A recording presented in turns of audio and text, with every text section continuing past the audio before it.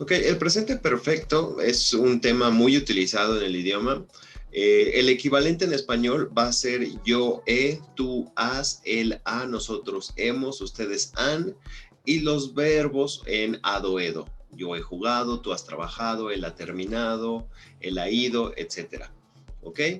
Entonces, ese es el equivalente, el presente perfecto en inglés y en el español. En el español sería yo, he, tú, has, él, ha, y los verbos ado, edo, ¿no? Ok, ahora vamos a revisar porque van a tener unas reglas específicas de uso en su estructura.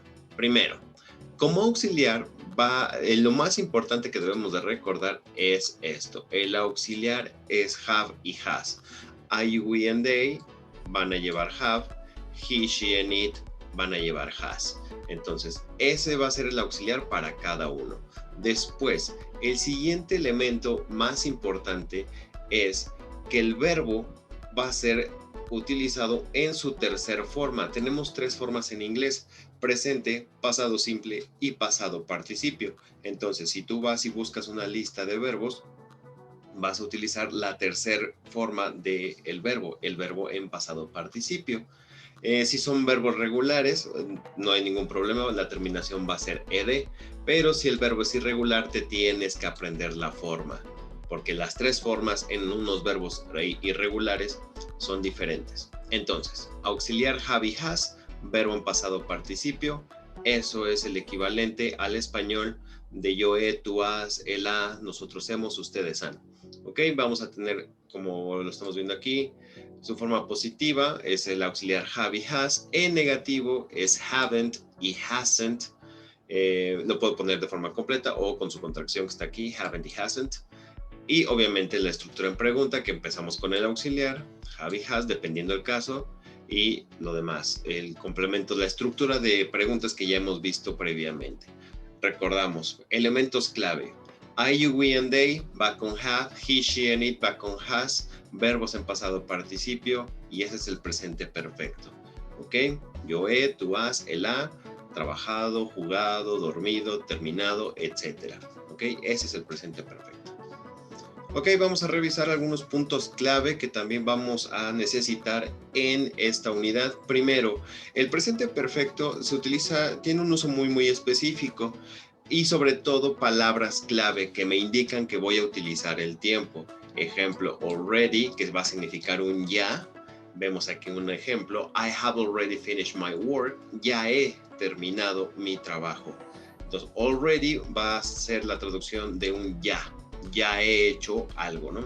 En este caso, ya he terminado mi trabajo, etcétera, etcétera, ¿no? Ahora, en el siguiente, bueno, estamos viendo aquí, se me pasó. Vamos a utilizar el presente perfecto como un resultado, el resultado de algo. En este caso, I have already finished my work. Ese fue mi resultado de esa actividad. Ya he terminado mi trabajo. Y already la palabra clave ya. Después, también se utiliza para contar experiencias.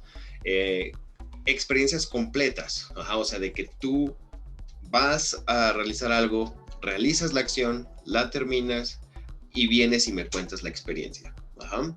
Entonces, eso se utilizan para, el presente perfecto se utiliza para expresar experiencias, anécdotas.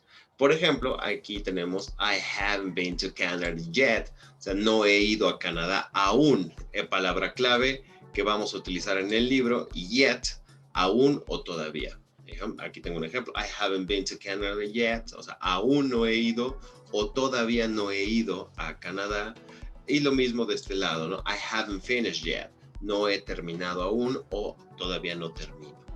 ¿Ok? Estas son las dos palabras que vamos a utilizar en el Student's Book. De todos modos, vamos a explicar estas dos palabras extra.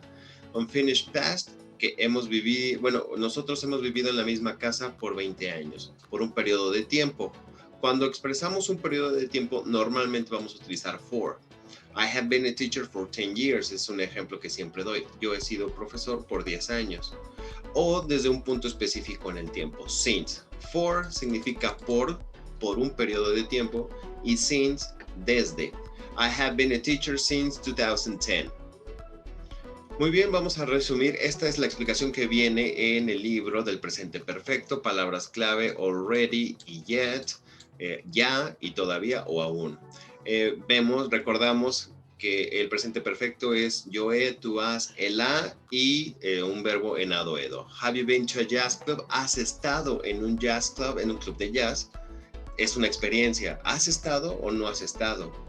Entonces puedo responder yes, I've been to several, he ido a varios. Aquí been es como si en español dijéramos ido, porque tú vas, realizas la experiencia y me la cuentas. Entonces ya has ido a tal lugar. ¿Ok? Aquí también es si has visitado, si has comido y las estructuras que hemos visto, ¿no? Negativo I haven't, hasn't, dependiendo el caso. Aquí están las contracciones uno por uno. Cuando es contracción del have, se pone el apóstrofe y es una BE. Si es has, se pone el apóstrofe y se pone una S. Se puede confundir con el verbo to be is, pero no sería el caso porque la palabra siguiente sería un verbo en participio y eso te daría la pauta para identificar que no es verbo to be. ¿Vale? Porque todo después de estas contracciones sigue el verbo en pasado participio, eaten, visited, worked, etc. Y hablando de los verbos, tenemos dos casos. Tenemos verbos regulares y tenemos verbos irregulares. ¿Ok? Los verbos regulares ya sabemos que terminan en ed, no hay ningún problema, nos los aprendemos. Y los verbos irregulares, lo que tengo que recordar son las tres formas. Me lo tengo que aprender de memoria, si no va a estar muy complicado. ¿Ok? Aquí te dan unos ejemplos que vamos a utilizar en el libro. Entonces, mucho ojo, a estos hay que repasarlos muy bien porque son verbos irregulares, sus tres formas cambian. Vamos a utilizar para este tiempo el pasado participio.